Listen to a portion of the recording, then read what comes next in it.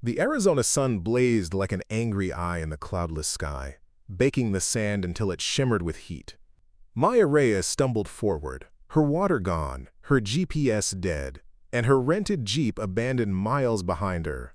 When Navajo Park Ranger Eli Tsosie found her collapsed near Canyon Edge, he never imagined that saving this city photographer would transform both their worlds forever. Before we jump back in, tell us where you're tuning in from, and if this story touches you, make sure you're subscribed, because tomorrow I've saved something extra special for you. The vastness of the desert stretched out before her, endless waves of red-orange sand punctuated by jutting rock formations that reached toward the merciless sky. Maya Reyes adjusted her hat, now offering little protection against the relentless sun that had tracked her journey for the past 3 hours. Her rented Jeep sat useless 2 miles back, its engine making sounds no vehicle should make before surrendering to the heat. The assignment that had seemed so straightforward in her New York apartment, capture the soul of the American Southwest, now felt like a death sentence. Just a little further, she whispered to herself, her voice cracking from thirst. According to her now-dead phone, Red Rock Visitor Center was supposed to be within hiking distance. That calculation had been made with a full water bottle and the morning's cooler temperatures. Now, with the afternoon sun beating down and her last drops of water gone, Maya began to question her decision to leave the vehicle. The camera equipment weighed heavy against her back. $30,000 worth of gear that her editor would expect returned in perfect condition. Maya considered abandoning it, just for a moment, before adjusting the straps instead. The equipment was her livelihood, the tools that had carried her from a South Bronx childhood to award-winning photographer status. She'd sooner leave behind a limb. The dizziness hit her suddenly, a wave that made the horizon tilt and swim before her eyes. Maya sank to her knees, the hot sand burning through her jeans. "Not like this," she murmured, fighting against the darkness edging into her vision. 29 was too young to become bleached bones in a desert landscape, no matter how photogenic the setting might be. Eli Tsosie had been tracking the lone vehicle for nearly an hour. Park protocol required rangers to investigate any vehicle spotted off designated routes, especially with a storm system predicted to roll in by evening. Most tourists underestimated the desert's dangers, but few were foolish enough to abandon their vehicles and strike out on foot during the hottest hours of the day. Through his binoculars, he watched the distant figure stumble and fall. With practiced efficiency, Eli swung his Park Service truck around, dust billowing behind him as he navigated the rough terrain. The monsoon season had carved new paths into the landscape, pathways that weren't on any tourist map. Paths that belonged to the desert itself, revealing themselves only to those who understood the land's ancient language. Eli's grandfather had been a medicine man, a healer who taught him that the desert wasn't empty, but full of life and spirits for those who knew how to look. 20 years as a park ranger had only deepened Eli's connection to this place, even as it had distanced him from the modern world that encroached more each year.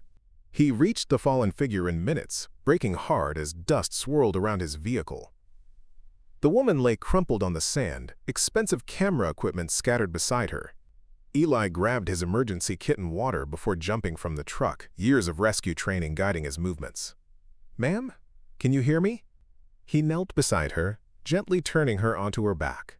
Heat exhaustion, possibly progressing to heat stroke. Her skin was hot and dry to the touch, a dangerous sign. Eli lifted her head, pressing a water bottle to her cracked lips. "Small sips," he instructed, even though she was barely conscious. Maya's eyes fluttered open, the world gradually coming into focus. A man's face hovered above her, features sharp against the blinding sky. Native American, she registered dimly, with coal-black hair pulled back in a short ponytail, and eyes that seemed to hold the ancient wisdom of the landscape itself. His uniform, registered next, Park Ranger. "My camera," she managed to whisper, attempting to sit up. "Stay still," the ranger commanded, his voice deep and steady. "Your equipment is fine. You, however, are suffering from heat exhaustion." "The assignment," Maya persisted, struggling against his restraining hand. "The only assignment you need to worry about right now is staying alive," he replied, his tone leaving no room for argument. He slipped an arm beneath her shoulders, another under her knees, and lifted her with surprising ease. "I'm taking you to my station. It's closer than the visitor center. Maya wanted to protest, to insist she could walk, but her body betrayed her. The world spun alarmingly as he carried her to his truck, carefully settling her in the passenger seat. Through half-closed eyes, she watched him gather her camera equipment, handling the expensive gear with unexpected knowledge and care. "You know cameras?" she asked as he climbed into the driver's seat, her voice thin and weak. "I know a Leica when I see one," he replied, starting the engine. "I'm Eli Tsosie, by the way, Navajo Nation Park Service." "Maya Reyes," she managed, before closing her eyes, the cool air from the vents a blessed relief against her overheated skin. "Stay awake, Ms. Reyes," Eli said sharply. "Talk to me. Tell me what brings a New York photographer to the middle of Canyon Edge Reservation in August." Maya's eyes snapped open. "How did you know I'm from New York?" A ghost of a smile touched his lips. "Your rental has New York plates, your equipment bag has a New Yorker tag, and only someone from the city would wear black jeans in the desert during summer. Preparing and narrating this story took us a lot of time, so if you are enjoying it, subscribe to our channel. It means a lot to us." Now back to the story. Despite her condition, Maya felt a flush of embarrassment. "Assignment for National Geographic," she explained, each word an effort. "Documenting indigenous communities and their relationship with the land, specifically the impact of climate change on traditional ways of life." Eli's expression remained neutral, but something shifted in his eyes. "So you came to photograph the noble savages in their natural habitat?" The bitterness in his tone cut through Maya's haze. "That's not," she began, then stopped. How many times had she defended her work against similar accusations? That her photographs, however well-intentioned, ultimately exploited the subjects they claimed to honor. "It's more complicated than that." "It always is," Eli replied, his attention returning to the rough path ahead. They drove in silence for several minutes, the truck bouncing over the uneven terrain. Maya forced herself to stay conscious, focusing on the landscape passing outside her window. The vastness of it struck her anew. Not empty as she'd first thought, but teeming with life that had adapted to this harsh environment. Like the man beside her, weathered and resilient. "You should have stayed with your vehicle," Eli said eventually. "First rule of desert survival." "I thought the visitor center was close," Maya admitted. "My GPS showed it was only a few miles." "GPS doesn't account for terrain or heat index," he replied. "Technology fails out here. The desert doesn't." The ranger station appeared suddenly, a modest structure of stone and wood that blended with the surrounding landscape so perfectly Maya might have missed it, if not for the small solar array gleaming on the roof. Unlike the tourist-centered visitor centers, this outpost clearly served as both workplace and home. Eli parked in the shadow of a massive red rock formation and came around to her side. "Can you walk?" Maya nodded, determined to salvage some dignity. Her legs betrayed her immediately, buckling as she tried to stand. Eli caught her with practiced ease, as if he'd expected exactly this outcome. "I've got you," he said simply, supporting her weight as they made their way inside. The interior was cooler, a blessed relief from the punishing heat. Maya registered the simple, functional space, a desk with communications equipment, maps covering one wall, a small kitchen area, and a door that presumably led to private quarters. Everything was meticulously organized, reflecting its owner's precise nature.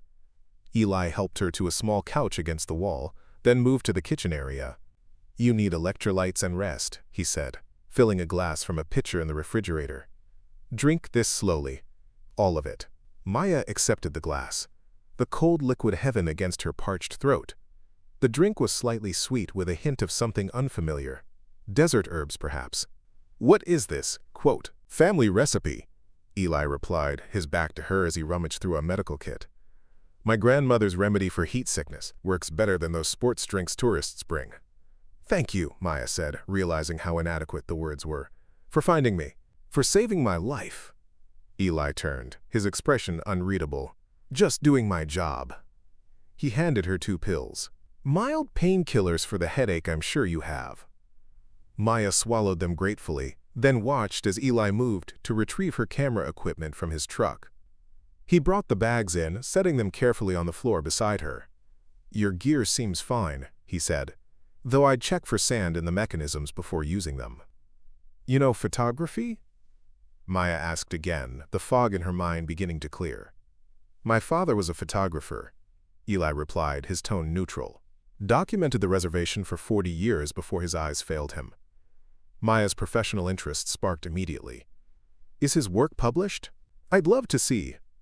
His work wasn't for outsiders. Eli cut her off, his voice suddenly cold. He photographed our people for our people, our ceremonies, our daily lives, our struggles. Not for magazines or coffee table books. The rebuke stung, silencing Maya momentarily. She watched as Eli moved to his communications equipment, radioing in to report the abandoned vehicle and her rescue. His words were efficient, technical, revealing nothing of the tension that now filled the small space between them. Outside, the sky had begun to darken, not with approaching night, but with the storm Eli had mentioned. Maya could see dust devils dancing across the desert floor as wind picked up strength. Looks like you'll be staying here tonight, Eli said, finishing his radio call. Storm's moving in faster than predicted. Roads will be impassable once it hits. I can't impose, Maya began. It's not an imposition. It's a necessity, Eli replied matter-of-factly. Unless you prefer taking your chances with a flash flood in the dark. Maya fell silent, suddenly aware of how completely she was at the mercy of this stranger in the environment he navigated with such ease. In New York, she moved confidently through the most dangerous neighborhoods, camera in hand, fearless in her pursuit of the perfect shot. Here, she was helpless as a child. I'm sorry, she said finally. I didn't mean to offend you about your father's work. Eli's shoulders relaxed slightly. You didn't know. He moved to the kitchen area again. You should eat something. Nothing heavy, your body's still recovering. Maya watched as he efficiently prepared a simple meal, some kind of flatbread, sliced vegetables, a modest portion of what appeared to be venison stew. His movements were economical, practiced, revealing a man accustomed to solitude and self-sufficiency. How long have you been a ranger? She asked, seeking neutral ground. 20 years, Eli replied, bringing her a plate. Started when I was 19, right after my grandfather died. Your grandfather was important to you, Maya observed, accepting the food gratefully. Something softened in Eli's expression. He was a medicine man. Taught me everything worth knowing about this land, about our traditions. He paused, seeming to debate whether to continue. He believed we don't own the land. We belong to it. Our job is to protect it, to live in harmony with it. That's beautiful, Maya said sincerely. And increasingly rare in today's world. Yes, Eli agreed, a sadness entering his voice. Our young people leave for the cities. Can't blame them. Not much opportunity here. The storm hit then, announcing itself with a howl of wind that rattled the station's windows. Dust swirled outside, obscuring the landscape in a reddish haze. Within minutes, rain followed, not the gentle showers of the East Coast, but a violent deluge that transformed the parched earth into rushing streams before their eyes. This is why we worry about tourists, Eli explained, moving to check that the windows were securely closed. Desert storms come fast and change everything. These washes, he gestured to what had been dry depressions now becoming raging torrents, can fill 6 feet deep in minutes. Maya shivered, realizing how close she'd come to disaster. If Eli hadn't found her when he did. Your camera, Eli said suddenly, interrupting her thoughts. The vintage Leica in your bag. That's not typical National Geographic equipment. Maya glanced at her equipment, surprised by his observation. It was my father's, she admitted.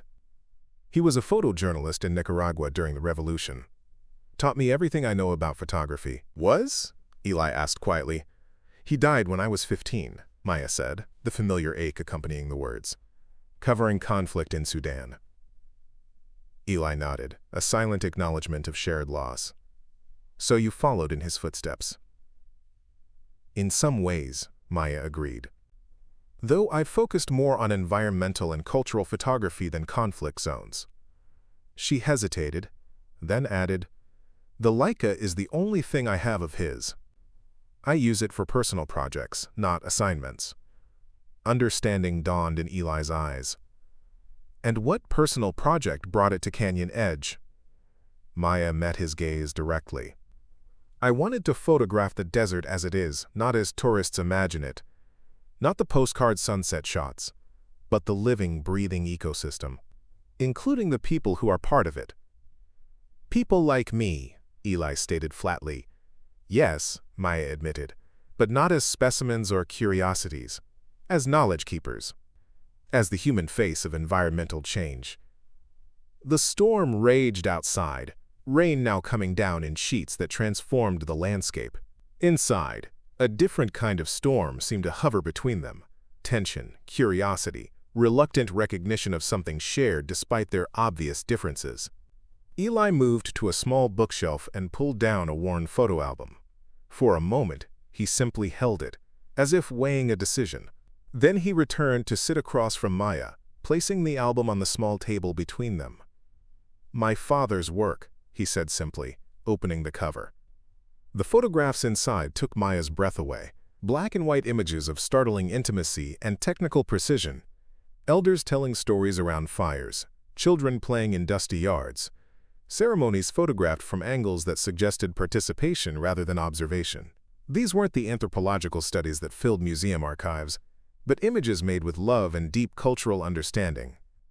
"These are extraordinary," Maya whispered, turning pages with reverent care. The composition, the light, the emotional truth in each frame. "He never used a light meter," Eli said, something like pride warming his voice. "Said he could feel the light with his skin, measure it with his breath." "I understand that," Maya nodded. "Sometimes the technical tools just get in the way of seeing what's really there." Their eyes met over the album, a moment of unexpected connection through their shared language of images. For the first time since her rescue, Eli's expression held something other than professional concern or cultural wariness. Something like recognition.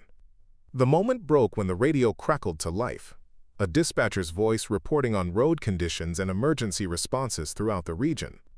Eli rose to answer, his tone shifting back to the efficient park ranger as he provided updates on his sector. Maya continued studying the album, each image revealing more about the community Eli had grown up in, the traditions he now worked to preserve. One photograph in particular caught her attention, a teenage boy standing beside an elderly man near a traditional hogan. The family resemblance was unmistakable. "You and your grandfather," she said when Eli returned. He nodded, glancing at the image. "2 weeks before he died. My father knew it would be the last photograph of them together." "I'm sorry," Maya said softly. "It was a good death," Eli replied, using a phrase Maya had heard in other indigenous communities. "He was ready. Said his work was done." A faint smile touched his lips. "Though he'd be disappointed to see how things have changed. The mining companies pressing at our borders, the water table dropping, the young people leaving.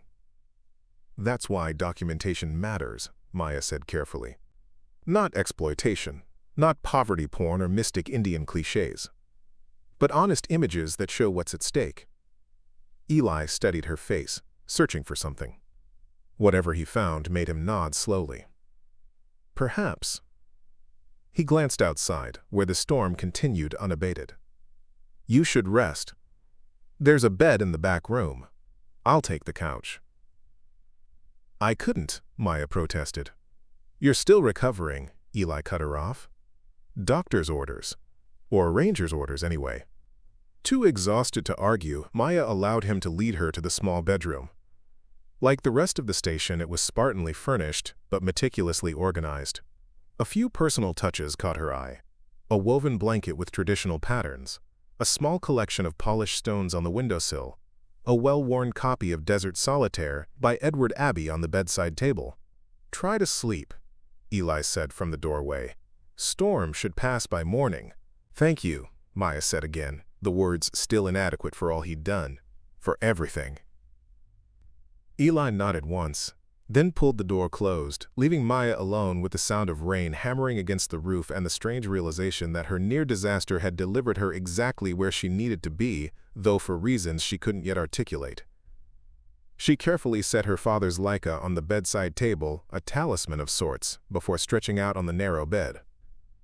Despite the storm's violence, despite the day's terrors, despite the lingering discomfort of her heat exposure, Maya felt an unexpected sense of peace settle over her.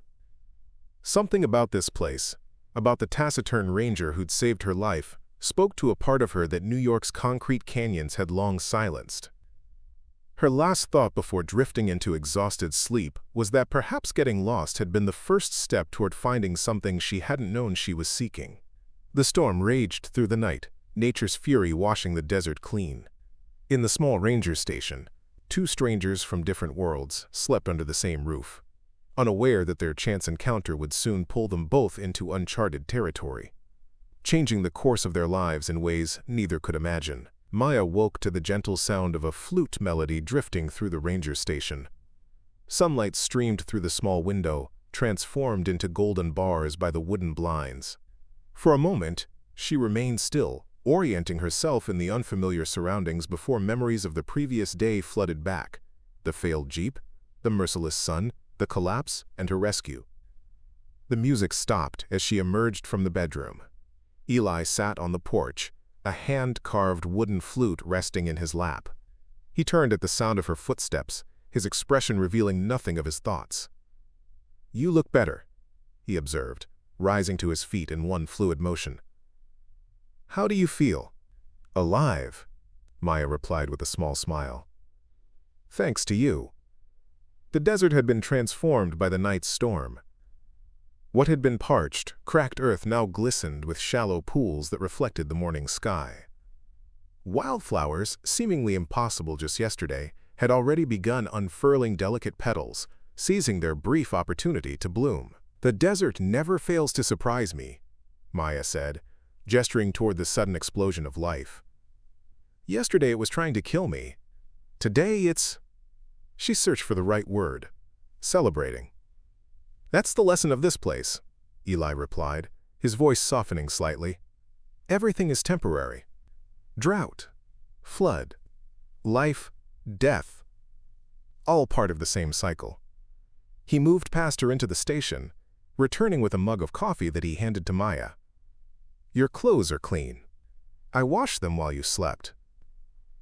Maya glanced down at the oversized t-shirt and sweatpants she'd been given the night before. "Thank you." Again.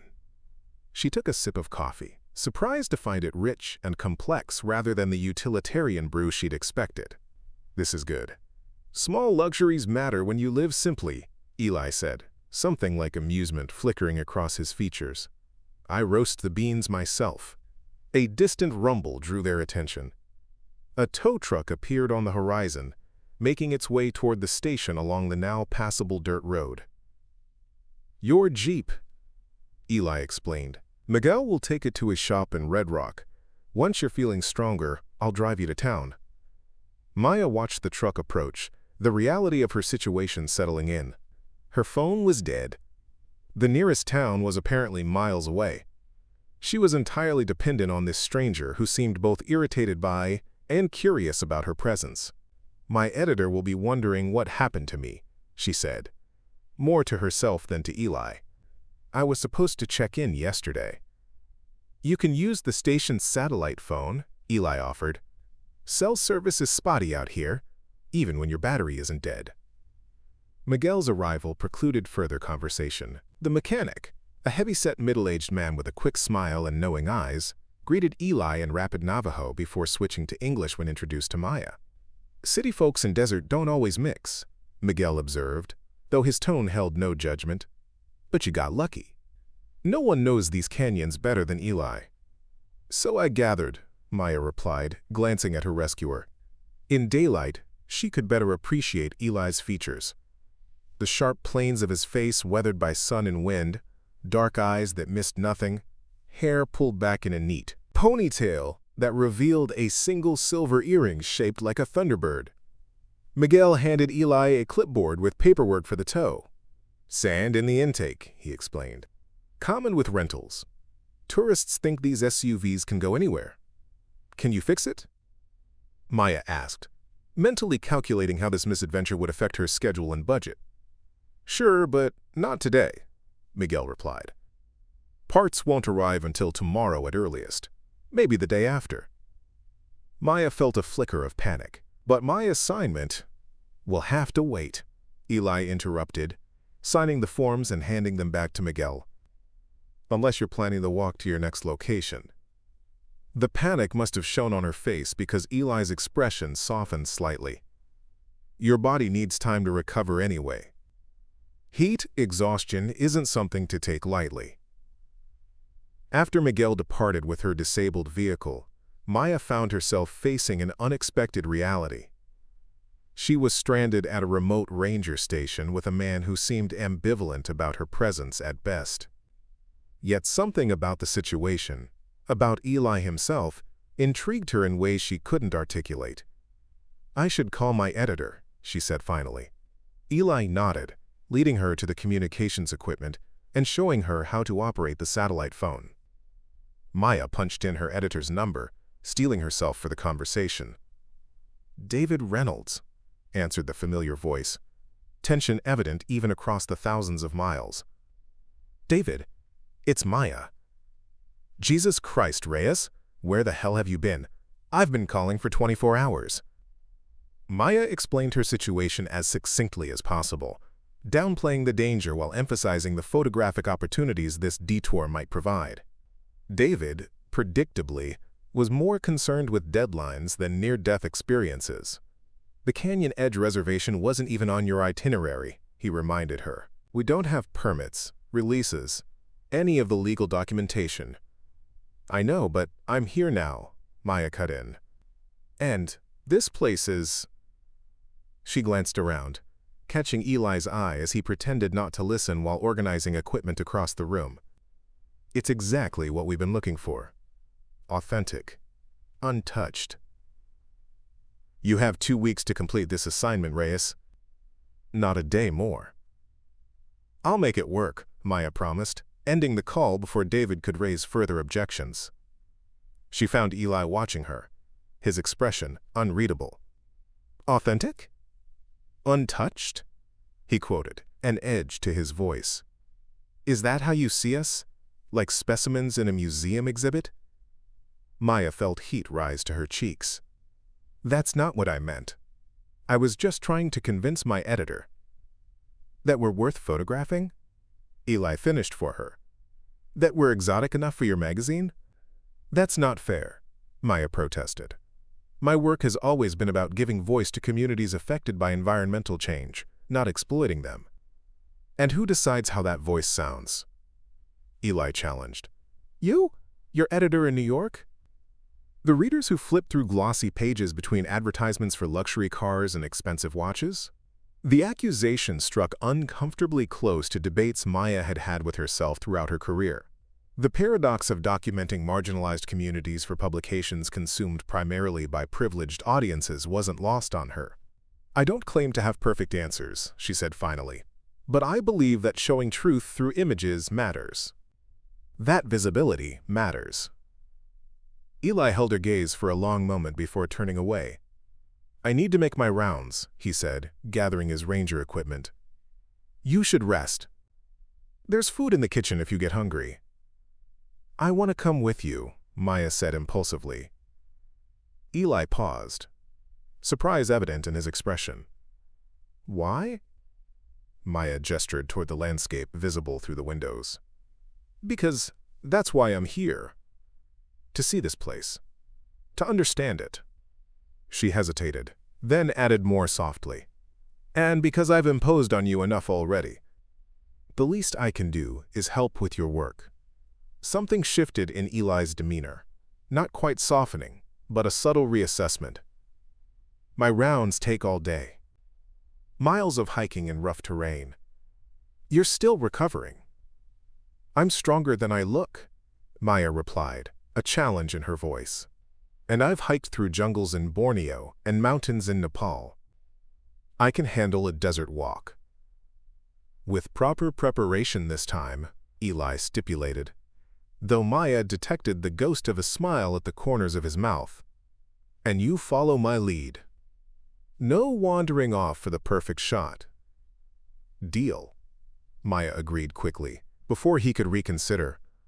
30 minutes later they set out from the station. Maya, now properly equipped with a wide-brimmed hat, lightweight long-sleeved shirt, and a hydration pack Eli insisted she drink from regularly. Her camera, the professional Canon, not her father's Leica, hung ready around her neck. The transformation of the landscape after the storm continued to astonish her. What had seemed barren and hostile yesterday now revealed itself as vibrantly alive. Tiny wildflowers carpeted sections of ground, their colors intensified against the red earth. Small lizards darted between rocks, while overhead, hawks rode thermal currents in lazy circles. "The desert is never truly empty," Eli explained as they walked, his voice taking on a different quality when he spoke of the land. "It's just selective about what survives here. Everything has adapted, developed strategies for enduring." Maya nodded, snapping photographs as they moved. Careful compositions of light and shadow, life emerging from seeming desolation. She kept pace with Eli easily, her body recovering its strength in the cooler morning air. "These plants," she said, pointing to clusters of strange, gnarled growth.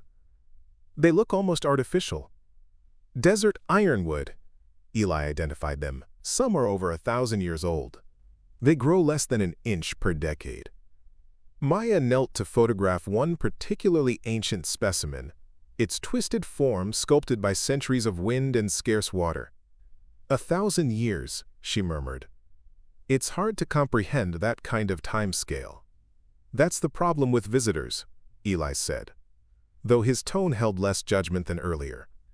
"You see a moment in time. We see the continuum." They continued their journey, Eli checking trail markers, water gauges, and wildlife cameras while Maya documented not just the landscape but his interaction with it. She noticed how he moved through the terrain, not conquering it like so many hikers she'd observed, but in conversation with it. He left no trace of his passing, even pausing occasionally to correct small disturbances caused by visitors.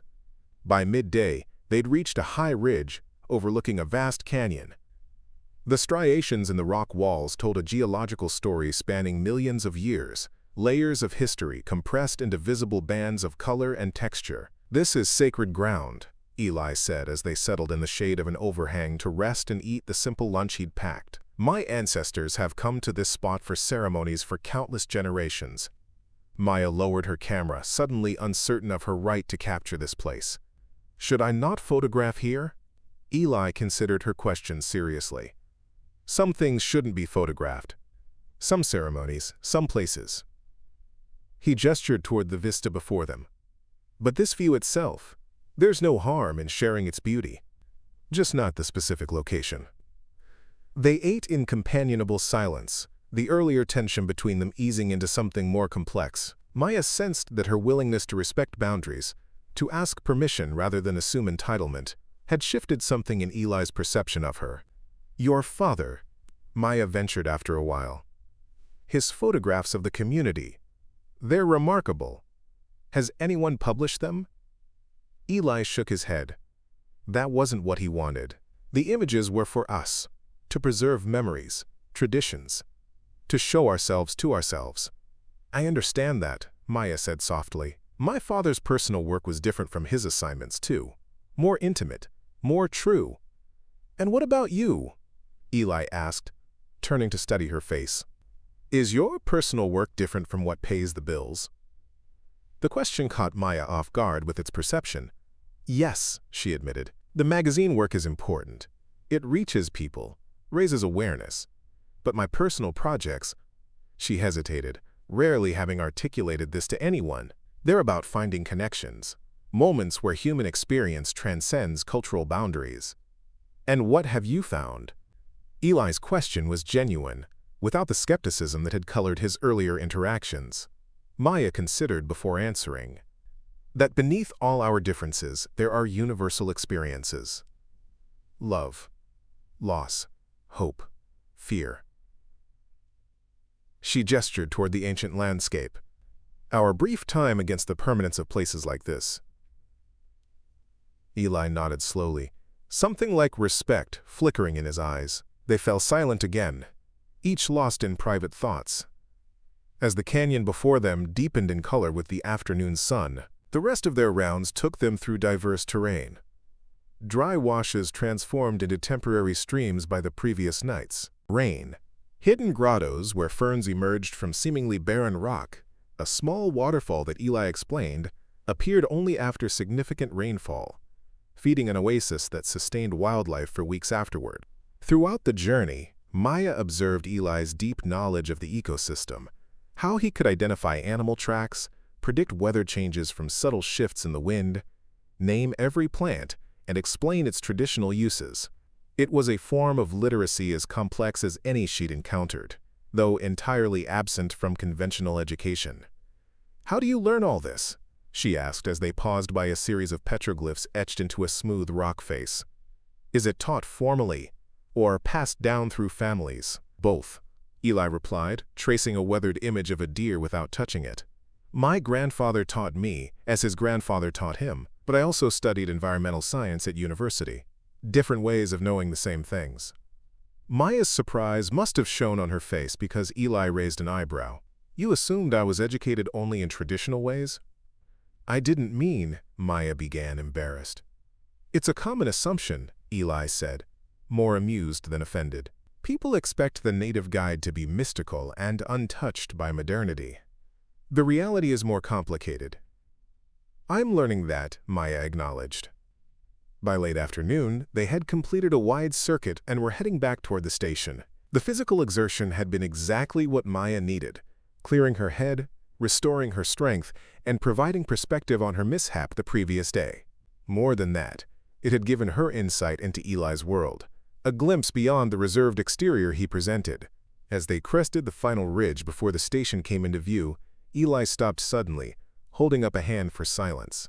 He pointed to a shaded area beneath a cluster of rocks about 50 yards away.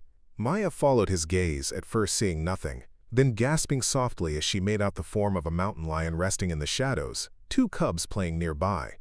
Eli motioned for her to stay absolutely still. They watched in silence as the cubs wrestled with each other, tumbling in the dust while their mother observed with regal indifference.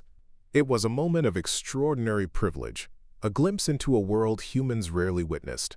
Maya's fingers itched for her camera, but she resisted, understanding instinctively that this moment wasn't meant to be captured. Some experiences were to be witnessed, held in memory rather than fixed in pixels. After several minutes, the mountain lion rose gracefully, gathering her cubs with a nudge of her head, and disappeared into the landscape so completely it seemed they might have imagined the entire encounter. "That was," Maya whispered, unable to find adequate words. "A gift," Eli finished for her. "They're rarely seen, especially with cubs." The reverence in his voice matched Maya's own sense of wonder. They continued toward the station in a different kind of silence than had marked their outward journey, a silence of shared experience rather than cautious distance. As the station came into view, bathed in the golden light of late afternoon, Maya was struck by how differently she perceived it now. What had been merely a shelter of necessity yesterday now represented something more complex, a gateway to understanding this place and the man who was its guardian. "Thank you for today," she said as they reached the porch, "for showing me your world." Eli's expression remained reserved, but something had shifted in his eyes. "You're a good observer," he acknowledged. "Most visitors see what they expect to see. You actually look." Coming from him, Maya understood this was high praise indeed. She felt a surprising glow of satisfaction at having earned even this small measure of respect from someone who clearly held rigorous standards. Inside the station, Eli moved with practiced efficiency to store his equipment while Maya downloaded the day's photographs to her laptop. The images appearing on her screen captured something she hadn't initially recognized. Not just the desert's stark beauty, but its resilience, its hidden abundance, its complex relationship with those who called it home. And in the few shots where Eli appeared, usually at a distance as he worked, she saw something she hadn't fully appreciated in person. A man perfectly attuned to his environment, neither fighting against it nor conquering it, but existing in harmony with its rhythms. "These are good," Eli's voice came from behind her, startling Maya. She hadn't heard him approach, so absorbed was she in reviewing her work. "You think so?" she asked. Surprised by both his interest and approval, Eli nodded, studying the images on her screen. "You have an eye for the details others miss. The small adaptations, the relationships between elements." He pointed to a particular image, a close-up of a desert tortoise emerging from its burrow after the rain, ancient eyes reflecting wisdom accumulated over decades of desert life. "This captures something true." Coming from Eli, with his photographer father and his evident skepticism about outside documentation of his world, The comment carried particular weight. Maya felt an unexpected surge of pleasure at his approval. "I try to let the subject speak through the image," she explained. "Not to impose my perspective, but to reveal what's already there." Eli met her eyes, something like reassessment in his gaze. "A worthy approach," he said simply, before moving toward the kitchen area. "Are you hungry? I can make dinner." The shift to practical matters broke the moment of connection, but Maya sensed that something fundamental had changed between them. The day's shared journey had built a tentative bridge across their different worlds. As evening settled around the small station, they prepared dinner together, a simple meal of corn soup, fry bread, and grilled vegetables. Eli explained the traditional significance of each element as they worked, his reserved manner gradually giving way to more open conversation. "Food connects us to place," he said, showing Maya how to properly knead the dough for fry bread. "Every ingredient tells a story of adaptation and survival." "It's the same everywhere," Maya observed, sharing memories of her grandmother's Puerto Rican kitchen in the South Bronx, where traditional recipes were adapted to available ingredients, creating something both old and new. Over dinner, they discovered unexpected commonalities. Both had lost parents young. Both had fought to pursue their passions despite practical obstacles. Both moved between worlds without fully belonging to either. "In New York, I'm too connected to my Puerto Rican roots," Maya explained. "On assignment in Latin America, I'm too American, always between identities." Eli nodded in understanding. "At university, I was the quote, reservation kid. On the reservation, I'm sometimes considered too influenced by outside education. It's a balance, if you understand." As night descended, bringing with it a canopy of stars unimaginable in Maya's New York reality, they moved to the porch. The desert air had cooled rapidly, but Eli provided a thick blanket woven with traditional patterns that Maya draped around her shoulders. "I've never seen stars like this," she admitted, tilting her head back to take in the cosmic display. "In the city, we're lucky to see a dozen stars on the clearest night. This is one of the darkest sky regions left in the country," Eli explained, his voice taking on the quality it held when he spoke of things he loved. "No light pollution for 100 miles in some directions." He began pointing out constellations, first the familiar ones Maya recognized, then the Navajo celestial patterns. Different interpretations of the same stars that told stories specific to this place and its people. "The stars guided my ancestors," Eli said, his voice low and melodic in the darkness. "Not just for navigation, but for planting, harvesting, ceremonies. The sky was our calendar, our map, our connection to the larger universe." Maya listened, entranced, not just by the information, but by this glimpse of a man clearly passionate beneath his reserved exterior. The Eli who spoke of stars and traditional knowledge was different from the guarded ranger who had first greeted her, more animated, more willing to share his world. "Your grandfather taught you all this?" she asked softly, reluctant to break the spell of the moment. "Yes," Eli confirmed, a smile evident in his voice even in the darkness. "He would bring me out on nights like this, wrap me in a blanket just like that one, and tell stories written in the stars." He paused, then added more quietly, "I miss those nights. The older I get, the more I understand what he was trying to preserve." The vulnerability in this admission touched Maya deeply. She understood loss, the way it hollowed you out, and then slowly filled those spaces with memory and purpose. "That's why you stay," she said, not a question but a recognition. "When others leave for cities and opportunities elsewhere, you're preserving something precious." Eli was silent for a long moment before responding. "Yes," he finally said, "though sometimes I wonder if I'm preserving it or just witnessing its transformation." The weight of his words hung between them, the acknowledgement of forces larger than individual choice, the recognition of changes neither of them could control.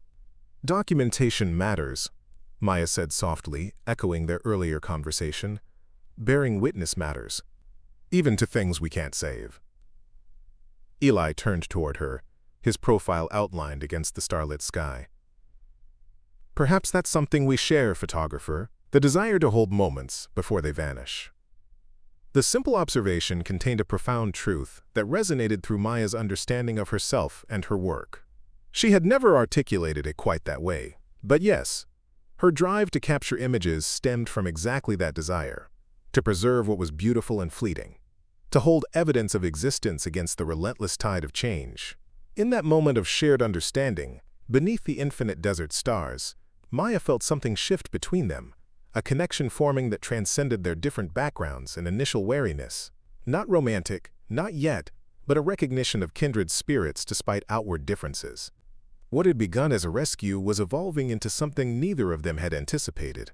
A meeting of minds, a bridge between worlds, and perhaps the beginning of a journey that would transform them both in ways they couldn't yet imagine. Dawn arrived with the distinctive call of a canyon wren, its descending notes echoing off distant mesas. Maya woke feeling surprisingly refreshed, the previous day's hike having restored rather than depleted her energy. She found Eli already awake, sipping coffee on the porch while reviewing paperwork spread across a small table. "Miguel called on the radio," he said without preamble. "Your Jeep won't be ready until tomorrow afternoon at the earliest. Parts delay." Maya should have felt frustrated by this news. Her timetable was tight, her editor impatient. Yet she experienced an unexpected sense of relief. More time in this place, more opportunity to understand the world Eli inhabited. "I can still make my assignment work," she said, accepting the mug of coffee he offered. "If you don't mind my continued imposition." Eli's expression remained neutral, but something in his eyes had softened since yesterday. "There's a community gathering today," he said after a moment. "Seasonal ceremony to give thanks for the rain. Would make for interesting photographs if you're interested." Maya blinked in surprise, recognizing the significance of this invitation. "Are you sure? Yesterday you seemed concerned about outsiders documenting your traditions." "Some aspects are private," Eli acknowledged. "Those won't be photographed. But the public celebration, the dancing, the food, the community coming together, that's something I think your readers should see. The living culture, not just the landscape." The shift in his perspective was striking. Yesterday he had questioned her very presence. Today he was offering access to his community. Maya recognized this for the privilege it was. "I'd be honored," she said simply. After a quick breakfast, they set out in Eli's truck toward the reservation's main settlement, a collection of buildings both traditional and modern that housed about 300 tribal members. As they drove, Eli explained the significance of the gathering. "The relationship between our people and water has always been sacred," he said, his voice taking on the cadence of a story passed down through generations. "In the desert, water is life itself. The ceremony honors that relationship, expresses gratitude for rain that sustains us, acknowledges our responsibility to protect water sources." Maya listened intently, already framing shots in her mind, considering how to capture not just the visual elements, but the deeper significance behind them. "What changed your mind?" she asked finally. "About letting me photograph your community." Eli was quiet for a moment, navigating the truck along the unpaved road before answering. "Your approach yesterday," you observed without imposing. "Asked questions instead of making assumptions." He glanced at her briefly. "And your photographs, they show respect for the subject. That matters." Coming from him, this was profound praise. Maya felt a surge of gratitude mixed with determination not to betray this fragile trust. As they approached the settlement, Maya could see preparations underway. An open area had been cleared for dancing. Cooking fires were being prepared. Children ran excitedly between adults engaged in various tasks. The atmosphere was one of joyful anticipation. Eli parked the truck and led Maya toward a group of elders seated in the shade of a ramada, a wooden structure with an open-sided roof providing protection from the sun. He spoke to them in Navajo, occasionally gesturing toward Maya, clearly explaining her presence and requesting permission. One elderly woman in particular studied Maya with piercing eyes that missed nothing. After Eli finished speaking, she addressed Maya directly in English. "So you're the one Eli pulled from the desert," she said, a hint of amusement in her voice. "I'm Reyes Tsosie, Eli's grandmother." Maya's surprise must have shown on her face because the woman chuckled. "Yes, he told you his grandmother's recipe saved you, but he didn't mention I'm still making it, did he?" "No, he didn't," Maya replied, smiling as she glanced at Eli. who actually looked slightly embarrassed.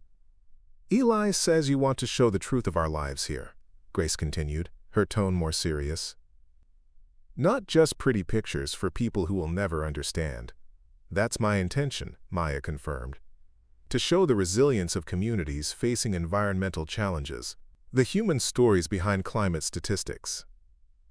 Grace nodded slowly. "Then you have my permission to photograph today, but," she held up a weathered finger, "the prayer circle is private. No images of that." "I understand," Maya agreed immediately. "Thank you for your trust." "Not trust yet," Grace corrected. "Opportunity to earn trust." Her stern expression softened slightly.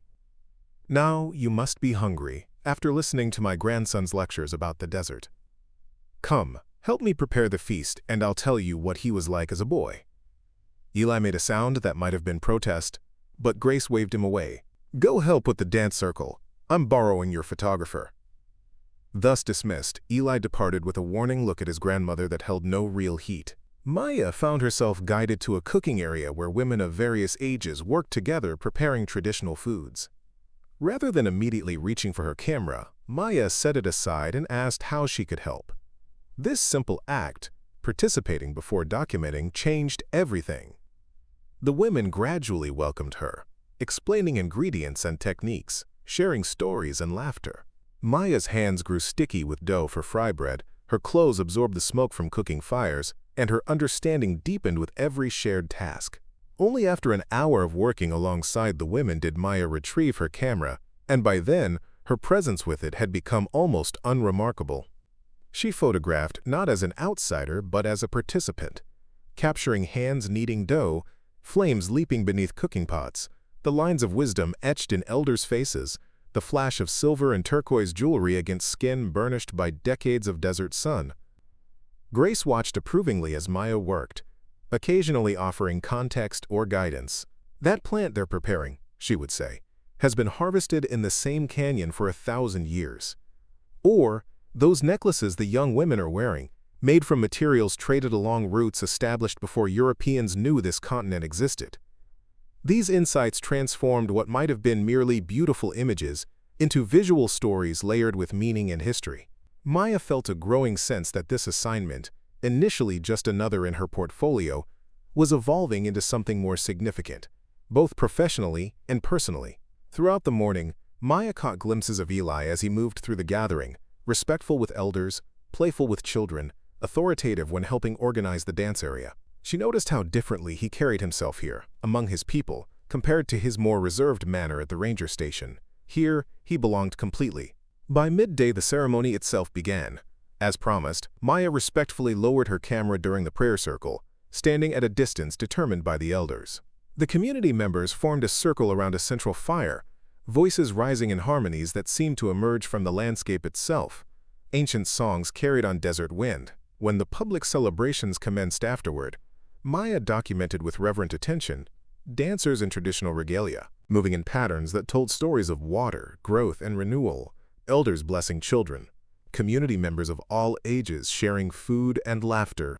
Through her lens, she sought to capture not just the visual spectacle, but the connections between people, the continuity of tradition, the resilience of culture against forces of assimilation and environmental change. During a brief pause in the festivities, Eli appeared at her side, offering a plate of food and a place in the shade. His expression as he studied her was thoughtful. "You're different from most outside photographers who come here," he observed as they sat together watching the celebrations continue. "They usually stand apart, taking without participating. You joined in first." "It changes the photographs," Maya explained. "When you participate, you begin to understand what matters, what has meaning. The images have more truth." Eli nodded slowly. "My father said something similar, that a photograph should be a conversation, not a theft." "Wise man," Maya replied softly. "He would have liked you," Eli said, the words clearly significant coming from him. Before Maya could respond, a commotion near the entrance to the gathering area drew their attention. A group of men in business attire had arrived, led by a tall figure in an expensive suit that looked absurdly out of place in the desert setting. Their presence created an immediate shift in the atmosphere, celebration giving way to wariness. Lawrence Bishop, Eli said, his voice hardening as he stood. Regional Director for Meridian Mining Corporation. Maya recognized the name immediately. Meridian was notorious among environmental photographers for its aggressive expansion and questionable practices. What do they want here? What they always want, Eli replied grimly. Our land, our water, our future. He moved toward the newcomers, positioning himself between them and the ceremonial area. Maya followed, camera in hand, but lowered, sensing that this confrontation was not the right moment for documentation. Mr. Tsosie, the suited man greeted Eli with forced congeniality. Didn't expect to find you here. Thought you'd be out counting cacti, or whatever it is rangers do. This is a private ceremonial gathering, Bishop, Eli replied, his tone measured but firm. You weren't invited. Actually, Bishop smiled thinly, producing a folder from his briefcase. We're here on official business.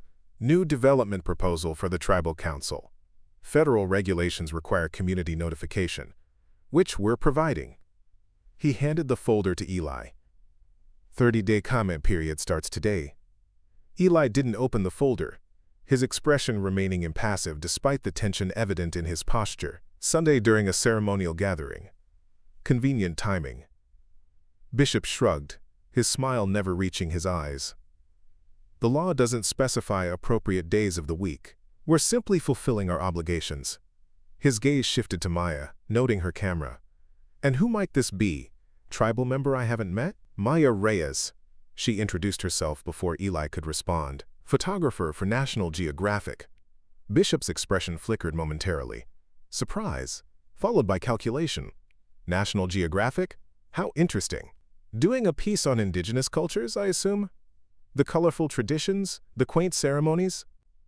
Actually, Maya replied coolly, I'm documenting the impact of climate change and resource extraction on indigenous communities, the human consequences of environmental decisions made in corporate boardrooms.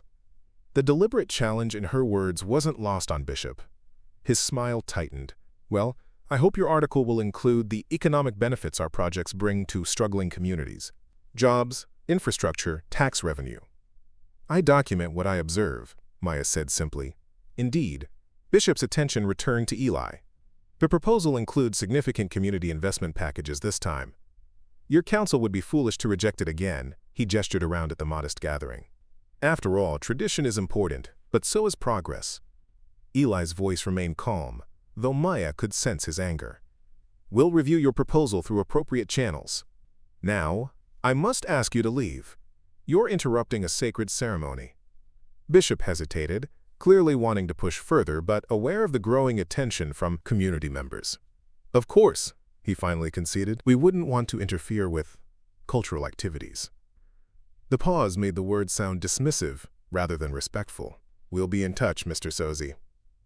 As the mining representatives departed, Maya noticed Grace and other elders watching the exchange with expressions that spoke of battles fought many times before. The celebratory atmosphere had diminished, reality intruding on tradition like a shadow across sunlight.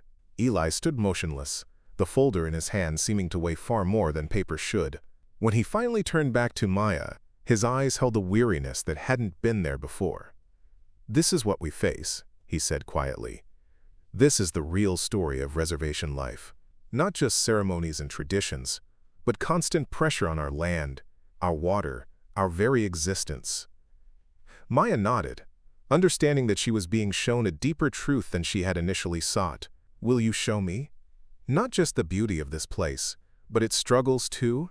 Something shifted in Eli's expression. Respect, perhaps, at her willingness to see the complete picture, not just the parts that made for pretty magazine spreads.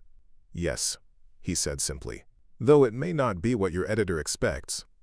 The remainder of the celebration continued, but with a subdued quality that hadn't existed before the interruption. Maya's photographs captured this too. The resilience of joy in the face of threat, the determination to preserve culture against forces seeking to diminish it. As the sun began its descent, casting long shadows across the gathering, Eli approached Maya, where she sat reviewing images on her camera's display screen. There's somewhere else I want to show you, he said, if you're willing. Maya nodded, understanding that whatever he wanted to share was important. They said their goodbyes to the community members. Maya receiving unexpected hugs from women she'd worked alongside in the cooking area. Grace pulled her aside for a final word. "You see with good eyes," the elder woman told her. "Remember that what you show the world shapes how they understand us." "I'll remember," Maya promised, the responsibility settling on her shoulders with new weight. They drove in silence for nearly an hour, leaving the main reservation lands and traveling deeper into the canyon country. The landscape grew increasingly dramatic. Towering formations of red rock, plunging canyons, ancient ruins barely visible on distant cliffs. Eventually, Eli parked at the end of a barely discernible track and gestured for Maya to follow him on foot. They hiked for 20 minutes along a narrow path that wound through juniper and sage before emerging at the edge of a precipitous drop. Below them stretched a valley of extraordinary beauty, a hidden oasis where a spring-fed stream created a ribbon of green life through red rock. Ancient petroglyphs covered the canyon walls, telling stories thousands of years old.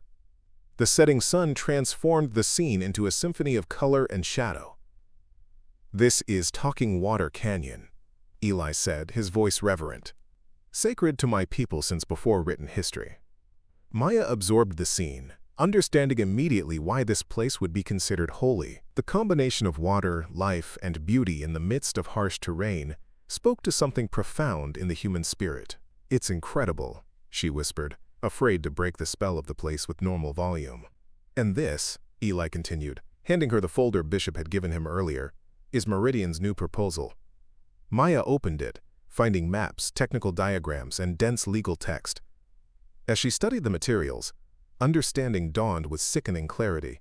The mining operation would drain the aquifer feeding the spring, effectively destroying the oasis below them. The sacred canyon would become a casualty of copper extraction. "They can't," she said, looking up at Eli in disbelief. "This place, it's irreplaceable." "To us," Eli agreed. "To them, it's collateral damage in pursuit of profit. The proposal offers compensation, of course. Money for water, dollars for the sacred." The bitterness in his voice resonated with Maya's own sense of outrage. "This is why you brought me here. What you want me to document." Eli nodded, gazing out over the canyon as shadows lengthened across its face. "My grandfather once told me that some battles can't be won with traditional weapons. Sometimes, the most powerful weapon is truth witnessed and shared." Maya understood what he was asking of her, not just beautiful photographs of landscape and culture, but visual testimony to what stood to be lost. Documentation that might reach beyond reservation boundaries to influence public opinion, perhaps even policy. "I can't promise it will change anything," she said honestly, "but I can promise to show the truth as completely as possible." Eli turned to her, the setting sun illuminating the plains of his face with golden light. "That's all anyone can ask." They remained at the canyon edge as twilight deepened into dusk, Maya photographing the transformation of light across the sacred landscape. These images were different from her earlier work, not just technically proficient, but infused with new understanding of what this place meant to the people who had revered it for countless generations. As they hiked back to the truck in the gathering darkness, Eli spoke of his grandfather's prophecies about this time, predictions that the greatest threats to their way of life would come not from obvious enemies but from invisible forces: corporations, climate change, cultural erosion. "He said we would need new kinds of medicine," Eli explained, as they navigated by the light of a rising moon. "Not just traditional healing, but new ways of protecting what matters." "Like what?" Maya asked, carefully picking her way along the rocky path. "Education, legal expertise, and," he glanced at her, "allies who can help tell our story to the wider world." The implication wasn't lost on Maya. In bringing her here, showing her both the beauty and the threat, Eli was doing exactly what his grandfather had advised, finding new medicine for modern wounds. Back at the ranger station, the day's experiences settled between them like a shared secret. Neither spoke much as they prepared a simple dinner, but the silence was comfortable, each processing what had transpired and what it meant. Later, as they sat on the porch beneath another spectacular display of stars, Maya finally gave voice to the question that had been forming since their visit to the canyon. "What will you do about the mining proposal?" Eli was quiet for so long, Maya wondered if he'd heard her. Finally, he sighed, the sound barely audible above the night insect's chorus. "Fight it. Again, through tribal council meetings, public comments, legal challenges. His voice held determination tinged with fatigue. We've defeated 3 previous proposals, but each time they come back with more money, more pressure, more promises of economic development. And each time, it takes a toll, Maya observed softly. Yes. The simple acknowledgement contained volumes of unspoken struggle. Some of our own people believe we should accept the inevitable. Take the money, build new infrastructure, create jobs. Why preserve a sacred spring when children need better schools, elders need health care, families need income? The impossible choice hung in the air between them, tradition versus survival, spiritual wealth versus material necessity. But if you lose the spring, the canyon, the sacred places, Maya said carefully, don't you lose something essential to who you are as a people? Eli turned toward her, his expression visible in the starlight. Exactly. That's the real choice we face. Not development versus preservation, but cultural survival versus cultural extinction. He gestured toward the vast starscape above them. My grandfather could name every star, tell its story, explain its relationship to our lives on Earth. How many young people today can do that? How many will be able to in another generation? The question resonated deeply with Maya, who had witnessed similar struggles in indigenous communities worldwide. The tension between maintaining cultural identity and adapting to a rapidly changing world that often devalued traditional knowledge. Perhaps both are possible, she suggested. Development that respects sacred places. Economic opportunity that doesn't require destroying what makes your culture unique. Perhaps, Eli agreed, though his tone suggested skepticism born of experience. But it would require the wider world to value what we value, to see water as sacred, rather than a resource to be exploited, to recognize that some places should remain untouched, not because they're profitable, but because they're irreplaceable. Maya considered his words, thinking about her role as a visual storyteller with access to global platforms. That's where documentation matters, she said finally. Helping others see through different eyes, understand different values. Eli studied her face, something like hope flickering in his expression. You believe that's possible? That photographs can change how people see? I have to believe it, Maya replied with quiet conviction. Otherwise, what's the point of my work? The question hung between them, both philosophical and deeply personal. In that moment of shared purpose, despite their different backgrounds, Maya felt a connection to Eli that transcended their brief acquaintance. A recognition of kindred spirits facing the same essential question: how to preserve what matters in a world relentlessly focused on profit and progress. As the night deepened around them, stars wheeling across the desert sky, Maya realized that her accidental detour into Eli's world wasn't just providing unexpected material for her assignment. It was challenging her understanding of her own purpose as a photographer, her responsibility to the communities she documented, and perhaps even the direction of her life's work. What had begun as a rescue from physical danger was evolving into something more profound. A rescue of perspective, a widening of vision, an invitation to see beyond the surface into the heart of things.